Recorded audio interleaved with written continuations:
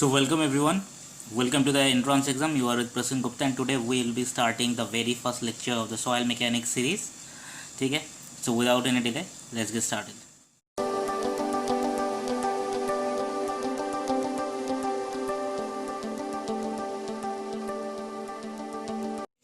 So before starting with the lecture, एक कहानी सुन लेते हैं, ठीक है? बिकॉज यार कहानी तो सबको पसंद होती है ना? कहानी ये है, कहानी तीन दोस्त के बीच में है, ठीक है? वो तीन दोस्त जो चाइल्डहुड से एक साथ पढ़े हैं, एक ही स्कूल में पढ़े हैं, तो 12वीं कक्षा पार करने के बाद वो तीनों दोस्त अलग हो गए, ठीक है? बेस्ट फ्रेंड्स थे वैसे वो तीन लोग, क्या कोई मतलब जुदा नहीं कर सकते थे वो तीन लोग को, ठीक है? अभी वो लड़का है या लड़की, वो तुम क्यों ऊपर है यार, कुछ भी समझ लो, ठीक है? बस तीन दोस्त थे और 12वीं कक्षा पास करने के बाद वो तीन दोस्त अलग अलग स्ट्रीम्स लेके अलग कॉलेज में चले गए। तो बहुत दिन बाद एक छोटा सा रियूनियन क्रिएट हुआ। तो वो रियूनियन में वो तीन दोस्त आए, एक साथ बैठे और सोचे कि ठीक है चलो पुराने यादों को थोड़ा ताज़ा कर लेते हैं। तो एक बोले कि भाई कॉन्ग्रेचुलेशन, तू तो एग्रीकल्चरिस्ट बन गया। दूसरा बोले हाँ भाई इसको भी देख, जियोलॉजिस्ट, और हम ठहरे सिविल इंजीनियर्स, ठीक है? ओके। तो अभी उन दोनों के बीच में थोड़ा मतलब पुराने दिनों के बात हो रहे थे। उसके बाद जब वो कॉलेज में क्या किए, फिर कितने कितने मतलब जो होते बिटवीन द मतलब बहुत क्लोज फ्रेंड्स के बीच में बहुत दिन बाद अगर मिल जाते तो बहुत कुछ बात होते हैं। तो उनमें से ना एक ने बात छेड़ दिया कि अरे भाई पता है हम तीनों के बीच में ना एक चीज़ कॉमन है कॉलेज का, चाहे हम एक साथ रहे ना रहे। तो बाकी दोनों ने पूछा हाँ भाई बोल क्या क्या कॉमन था।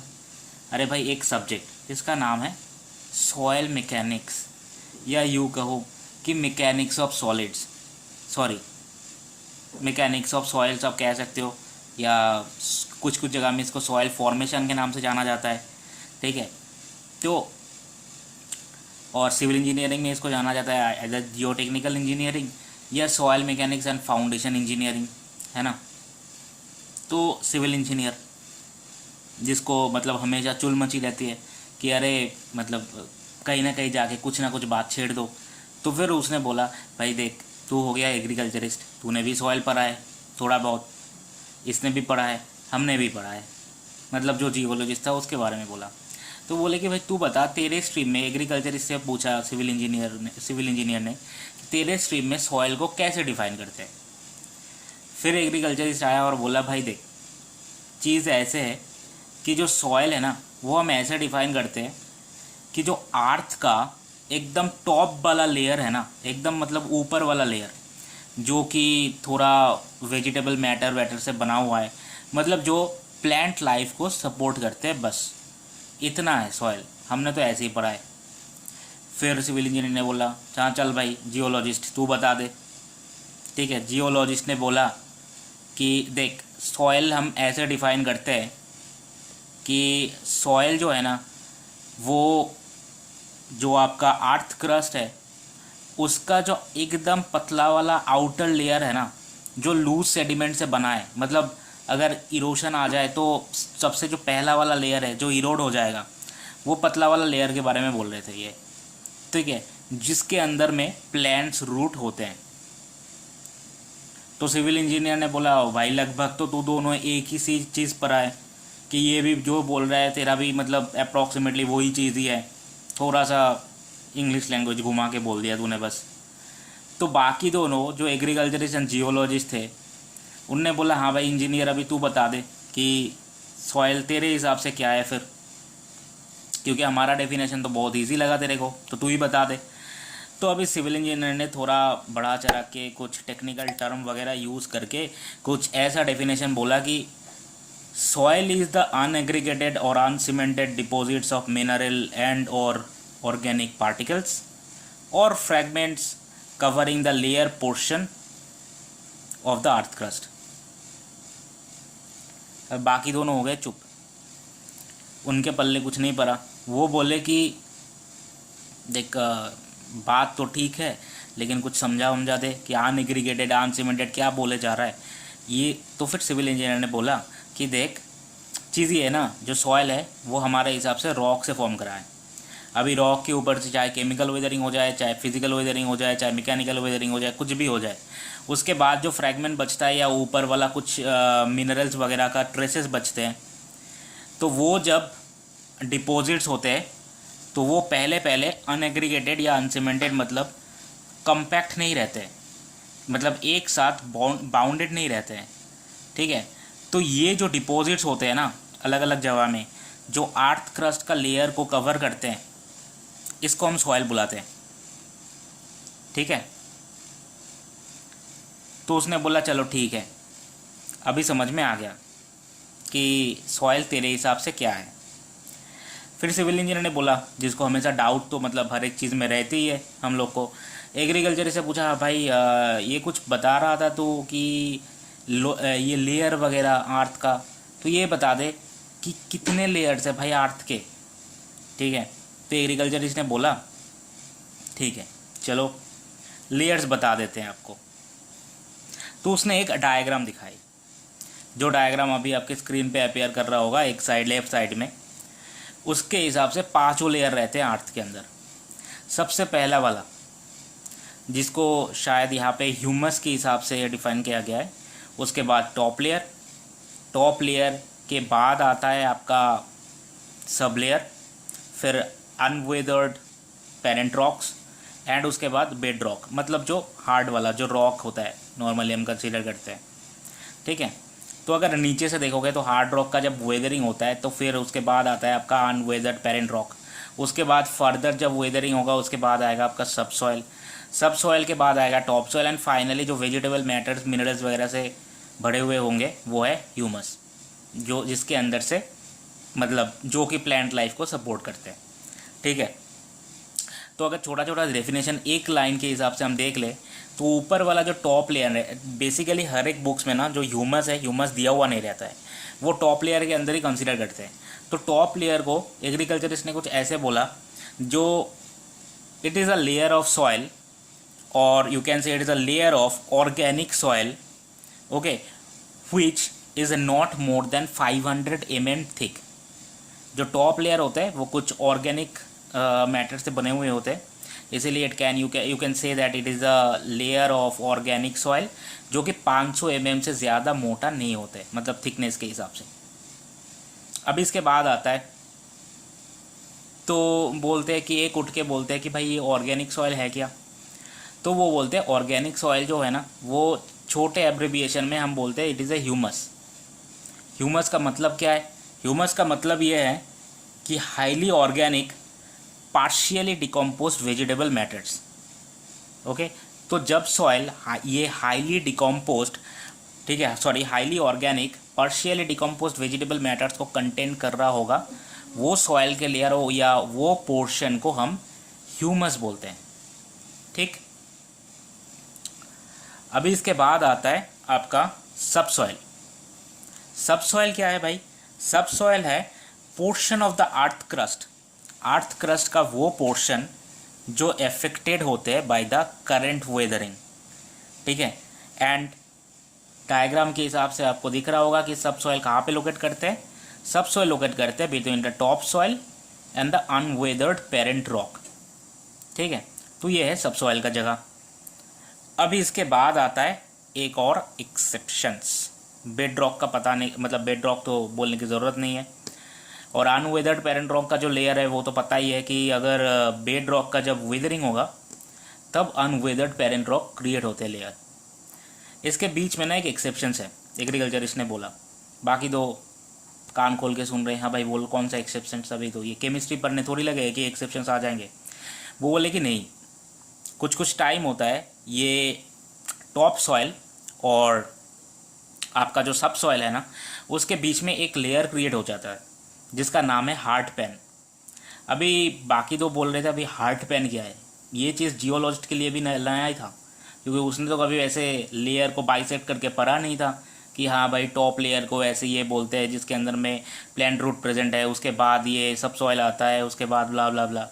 ठीक है, तो उसके हिसाब से भी ये नया ही था कि हार्ट पेन क्या है भाई।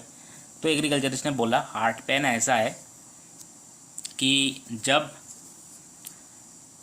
आपका ये जो मिनरल्स वगैरह है ना सॉइल के अंदर प्रेजेंट होते हैं, ठीक है, वो जब सॉइल पार्टिकल से मिलके एक डेंस कंपैक्ट लेयर क्रिएट करते हैं, एक आप यूँ कह सकते हो कि अ डेंस सॉइल लेयर जो कि बहुत कंपैक्टेड है, ठीक है, जो एक्सकेवेशन करने में भी थोड़ा दिक्कत आते हैं। एक्सकेवेट जब करोगे ना तब ऐसा होता है कि कभी कभार आप देखोगे फील्ड में जब मतलब ये खेतों वेतों में जब प्लाउइंग वगैरह करते हैं तो एक कुछ कुछ जगह है जहाँ पे ना वो प्लाव अटक जाते हैं, ठीक है, क्योंकि वहाँ पे जो मिट्टी होती है ना, मिट्टी बहुत मतलब घना होता है, डेंस होता है बहुत, मतलब लगभग अप्रॉक्सीमेटली सॉफ्ट पत्थर की तरह, ठीक है, कि रॉक में भी hard rock and soft rock आते हैं, तो सॉफ्ट पत्थर की तरह वो क्रिएट हो जाते हैं। और वो different minerals, salt, soluble salts, फिर आपका एसिड वगैरह ये सब मिला के फिर वो सॉइल जो है ना वो कंपैक्ट हो जाता है, डेंस हो जाता है ओवर द टाइम। तो इसको हार्ड पेन बोलते हैं। और वो इतना हार्ड हो जाता है कि जो प्लांट रूट होते हैं उसके ऊपर टॉप सॉइल में, उसके जो रूट्स है ना जो मतलब नीचे बढ़ते जाता है, because obviously they need different kind of minerals, ठीक है, मिनरल्स चाहिए, पानी चाहिए, तो वो हार्ड पेन के आगे बढ़ ही नहीं पाता है, ठीक है, एंड धीरे धीरे क्या होता है, प्लांट मर जाते हैं। उसके बाद हम क्या करते हैं, उस जगह को एक्सकेवेट करते हैं, हार्ड पेन को हटाते हैं, उसके बाद फिर से मिट्टी डालते हैं, and then that area becomes again good one to plant a tree, ठीक है। तो ऐसे कुछ चलता है। तो ये है सिंपल टर्म में हार्ड पेन है क्या, ठीक है। अभी थोड़ा बुकिश लैंग्वेज देख लेते हैं कि हार्ड पेन है क्या भाई। हार्ड पेन जो है, हार्ड पेन वो कुछ ऐसा दिया हुआ है कि इन अ ह्यूमिड क्लाइमेट, ठीक है, in a humid climate humic acid formed by the rain water causing decomposition of humus. क्या होता है कि जब ह्यूमिड क्लाइमेट होते हैं तब जो ह्यूमिक एसिड होते हैं ना जो रेन वाटर के साथ नीचे गिरता है, तो वो ह्यूमस का मतलब जो अभी मैंने आपको बताया कि highly organic partially decompose vegetable matter उसको डिकम्पोज कर देता है। उसके बाद वहाँ से आयरन एंड एल्युमिनियम ऑक्साइड ये निकलते हैं, because obviously these are minerals. तो ये क्रिया करते हैं कि ये जो एसिड्स है ना ये सब मिनरल को लीच आउट करते हैं। लीच आउट मतलब अंदर ले जाना, अंदर के सॉइल को ले जाना, मतलब सॉरी सॉइल के अंदर अंदर वाली लेयर में ले जाना। तो leches out this iron and aluminium oxide down into the lower layer. Lower layer मतलब क्या है भाई, अभी टॉप लेयर से नीचे क्या है, सब सॉइल ही है, ठीक है, टॉप लेयर से नीचे, तो उस लेयर में लेके चलते हैं and they act as a cementing agent. और वो सीमेंटिंग एजेंट की तरह एक्ट करना स्टार्ट कर देते हैं। सीमेंटिंग एजेंट मतलब जो पार्टिकल्स के बीच में वो एक ग्लू की तरह एक्ट करेगा ताकि पार्टिकल्स एक दूसरे के साथ चिपक जाए, ठीक है। To form a hard rock like material, जैसा मैंने बताया एक hard rock like material create करते हैं जिसको आप डेंस सॉइल स्ट्रक्चर भी बोल सकते हो, ठीक है। तो it stops the movement of the roots and creates many problem, like it creates problem in excavation as well, ठीक है। तो ये है हार्ड पेन।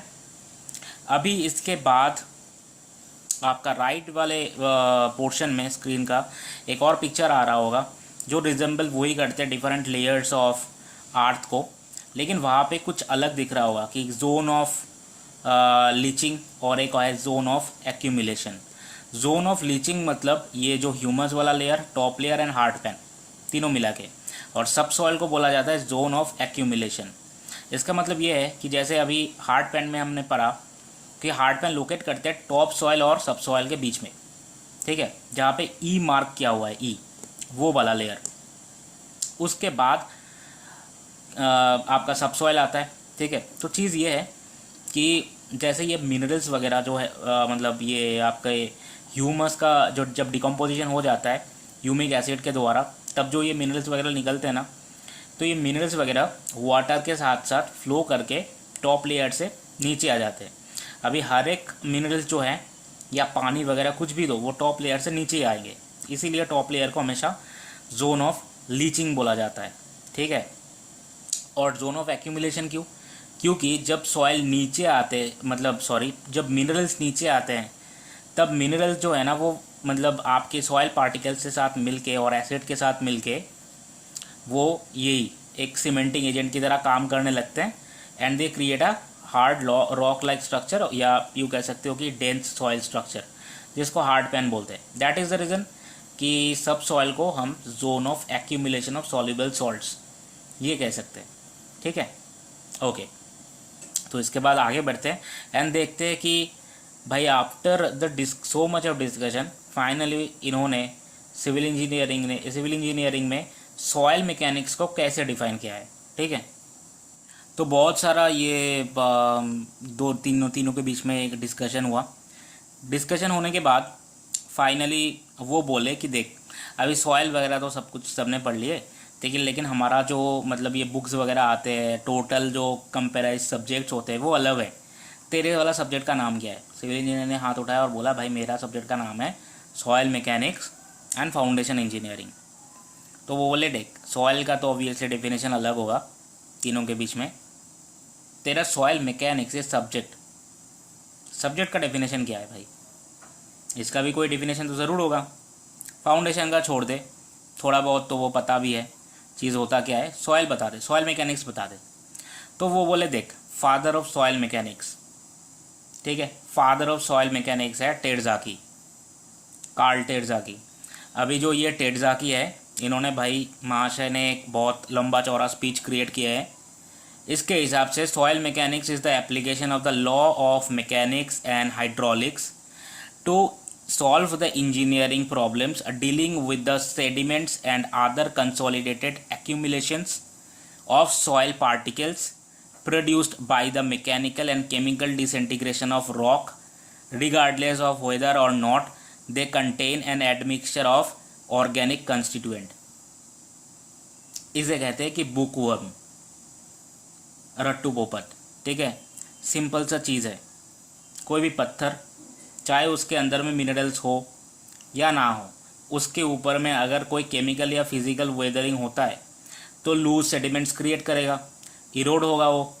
अभी ये जो लूज सेडिमेंट्स पैदा हो रहा है, ये लूज सेडिमेंट्स जो है तो वो ऑब्वियसली अनकंसोलिडेटेड या कह सकते हो अनसीमेंटेड वे में होगा, मतलब उसके अंदर में कोई भी इंटरमोलिकुलर फोर्स ऑफ अट्रैक्शन नहीं हुआ, इसीलिए तो वो लूज है और वो इजीली इरोड हो जाता है।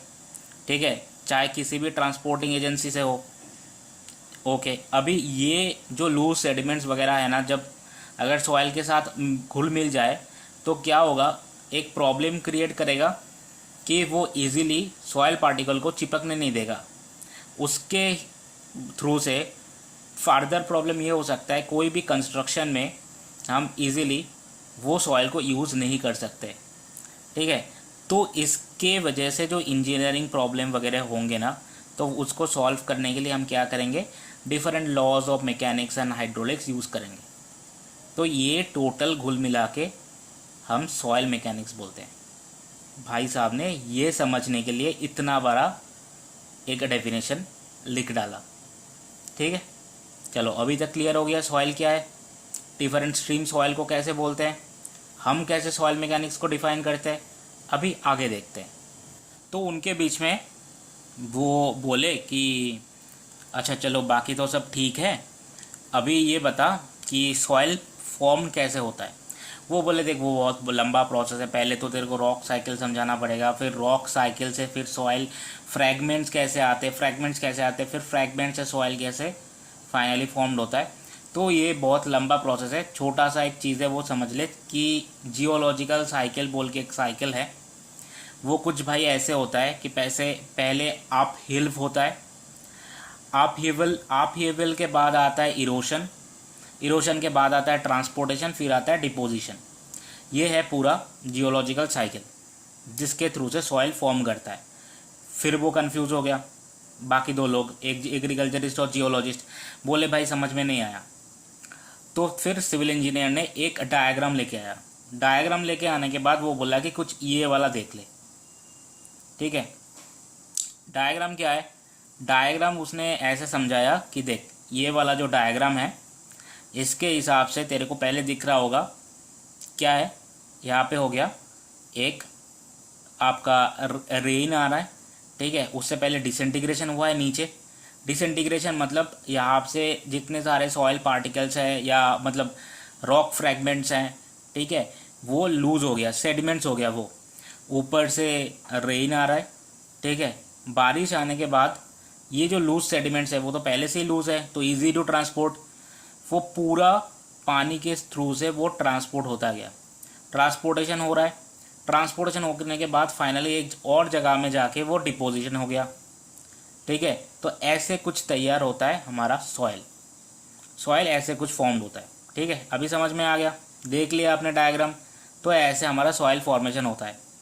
ये साइकिल को भी याद रख सकते हो, वैसे डायग्राम के थ्रू से भी आप याद रख सकते हो, ठीक है। बाकी जो रॉक साइकिल वगैरह जो मैंने बताया वो मैं पूरा उसका नोट्स आपको प्रोवाइड कर दूंगा, टेलीग्राम चैनल है, टेलीग्राम चैनल को जाओ एंड सब्सक्राइब करो उसको, पूरा नोट्स वगैरह जो भी मतलब बचा कुचा साइड नोट वगैरह होगा I will give it in that channel, ठीक है। वहाँ से डाउनलोड कर लेना, नोट्स में चिपकाना है तो चिपका देना, अगर पसंद ना आए तो फेंक देना, ठीक है। इसके आगे चलते, इसके आगे वो ये है भैया कि वो बोले कि एक और भी चीज़ है, ये सुन ले। रॉक का जैसे मैंने बताया कि 2 टाइप का वेदरिंग है, फिजिकल केमिकल। अगर फिजिकल वेदरिंग के बाद जो फ्रैगमेंट्स आपको मिलते हैं ना उसको भी सॉइल बोलते हैं, केमिकल वेदरिंग के बाद भी जो आपको फ्रैगमेंट्स मिलते हैं उसको भी सॉइल ही बोलते हैं। लेकिन फ़र्क है, पहले जब अगर फिजिकल वेदरिंग हो तो जो सॉइल मिलता है हमको ना वो कंसिस्ट करते हैं gravel and sand, gravel and sand मतलब जो बड़ा दाना है वो, और जो छोटा दाना है सिल्ट एंड क्ले वो आता है केमिकल वेदरिंग से, ठीक है। ओके, अभी थोड़ा आगे चलते हैं एंड देखते हैं क्या क्या है। और अभी बताया कि देख चीज़ ये है ना कि हमको भी पता लग गया कि वेदरिंग होते हैं। अभी वेदरिंग, रॉक वेदरिंग होने के बाद जो प्रोडक्ट्स जो फ्रैगमेंट्स वगैरह मिलते हैं वो अगर वहीं पे मतलब जहाँ पे इसका वेदरिंग हुआ है वहीं पे लोकेट करे तो उसको बोला जाता है कि रेसिडुअल सॉइल, ठीक है। और अगर जैसे मैंने बताया अगर बारिश हो और वो लूज सेडिमेंट्स कहीं और जाके डिपॉजिट हो जाए, मतलब ट्रांसपोर्टेड हो जाए from its place of origin different transporting agencies के थ्रू, चाहे वो विंड हो, वाटर हो, आइस हो, और कुछ भी हो सकता है, जैसे ग्लेशियर वगैरह भी है, ठीक है, तो उसे बोलते हैं ट्रांसपोर्टेड सॉइल, ठीक है। अभी ट्रांसपोर्टेड जो सॉइल है ना, ट्रांसपोर्टेड सॉइल कई तरह के होते हैं, जैसे 5 तरह के मेनली आई वुड से, कई तरह के तो नहीं होते, 5 तरह के होते हैं। एक आता है आपका एलोवियल सॉइल, दूसरा आता है लैकास्ट्राइन सॉइल, तीसरा आता है मेराइन सॉइल, चौथा aeolian soil, sorry it might be aeolian, कैसे कहते हैं इसको, एओलियन शायद, एओलियन ऐसा कुछ, हाँ तो कुछ भी हो, बस AEOLIAN, एओलियन सॉइल। एंड 5वां वाला जो है वो है ग्लेशियल सॉइल, ठीक है। तो पहले तो ये नाम आप पढ़ लेना, इसके बाद सिर्फ इम्पॉर्टेंट चीज़ ये है, ये सॉइल ट्रांसपोर्टेड है तो ट्रांसपोर्टिंग एजेंसीज कौन सा रिस्पॉन्सिबल है, ठीक है। ओके, तो ये 5 के नाम तो हम देख लिए थे। इसके बाद है कि एलुवियल सॉइल जो है, एलुवियल सॉइल है, ट्रांसपोर्ट होते और या यूँ कह सकते हो डिपॉजिट होते from the suspension in running water, मतलब ये है कि रनिंग वाटर के थ्रू ये ट्रांसपोर्ट हुआ है सस्पेंशन से, उसके बाद जाके डिपॉजिट होता है। लैकास्ट्राइन सॉइल किसके थ्रू से ये ट्रांसपोर्ट होकर फिर डिपॉजिट हुआ, ये होता है भाई ट्रांसपोर्टेशन जो लैकास्ट्राइन सॉइल का होता है ये होता है स्टील वाटर या फ्रेश वाटर से ऑफ लेक्स, जो लेक वगैरह के स्टील या फ्रेश वाटर है उसके थ्रू से ये ट्रांसपोर्ट होते हैं, ठीक है। एलुवियल सॉइल हो गया रनिंग वाटर से, ये आ गया आपका स्टील वाटर या फ्रेश वाटर ऑफ लेक्स, जहाँ पे कोई मतलब ये बहाव ना हो, मतलब क्या कहते हैं उसको, फ्लो ना हो, ठीक है। और रनिंग वाटर जो है, रनिंग वाटर ऑब्वियसली मतलब जो रिवर वगैरह के कंटिन्यूस फ्लो में है उसको मेन कर रहे हैं। मैराइन सॉइल क्या है, मैराइन सॉइल होता है सी वाटर के थ्रू। एओलियन सॉइल क्या है, एओलियन सॉइल विंड के through, A for aeolian, A for air, याद रख सकते हो वैसे, विंड के थ्रू। ग्लेशियल बर्फ, ग्लेशियर, ग्लेशियल मतलब ग्लेशियर अगर आप कंसिडर करो, ग्लेशियर मतलब क्या है, आइस का ही वो पार्ट है ना, तो obviously it is transported by ice, ठीक है। आइस मतलब ट्रांसपोर्टेड बाई आइस, क्या ऐसा हो गया ये भाई, आइस के थ्रू से कैसे ट्रांसपोर्ट हो सकता है, ऑब्वियसली आईसी वाटर के थ्रू से ज़रूर ट्रांसपोर्ट हो सकता है, तो इसका मतलब ये है ट्रांसपोर्टेड बाई आईसी वाटर्स, ठीक है। चलो ओके, इसके बाद आता है सबसे कुछ इम्पोर्टेंट सॉइल डिपॉजिट्स एंड उसके साथ जुड़ा हुआ इंजीनियरिंग प्रॉब्लम। ठीक है, तो वीडियो पॉज करके आप अगर लिखना चाहते हो इसको तो लिख सकते हो, और if you want I will provide this thing in the notes as well.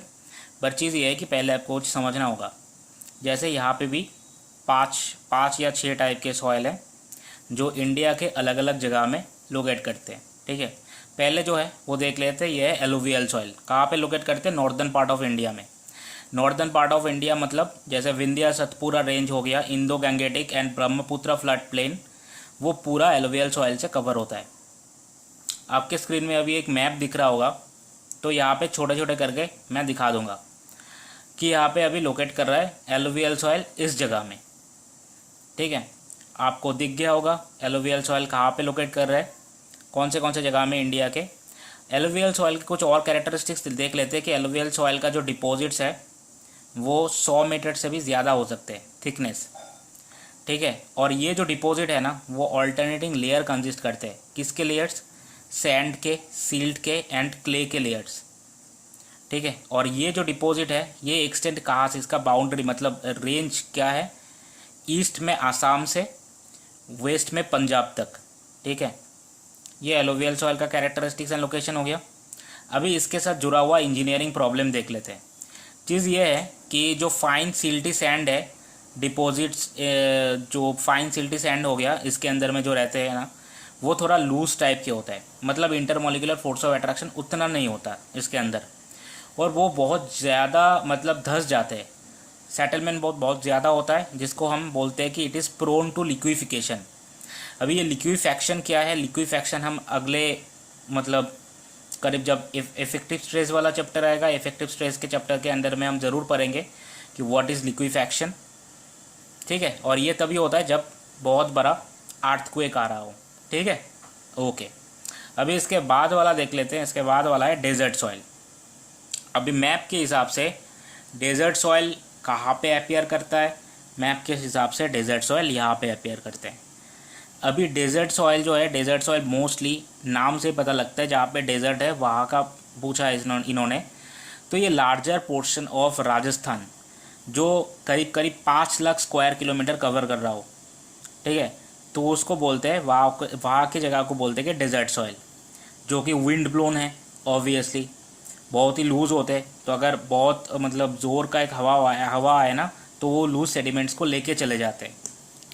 ठीक है, और कहीं और जगह में जाके वो डिपॉजिट कर देते हैं। तो ऐसे होता है डेजर्ट सॉइल। अभी जो राजस्थान के साइड में है, अगर उनमें से कोई ये वीडियो देख रहा है तो आपको सैंड ड्यून्स तो पता ही होगा। ठीक है, सैंड ड्यून्स पता है। सैंड ड्यून्स का एवरेज हाइट होता है 15 मीटर, किसी किसी टाइम इसके ऊपर भी जा सकते हैं। ठीक है, अभी they are formed in highly arid condition. Highly arid condition मतलब जब बहुत ही सूखा है, मतलब अगर एरिया हो, रीजन हो, ठीक है, तो उसके टाइम में ये सैंड ड्यून्स वगैरह क्रिएट होते हैं।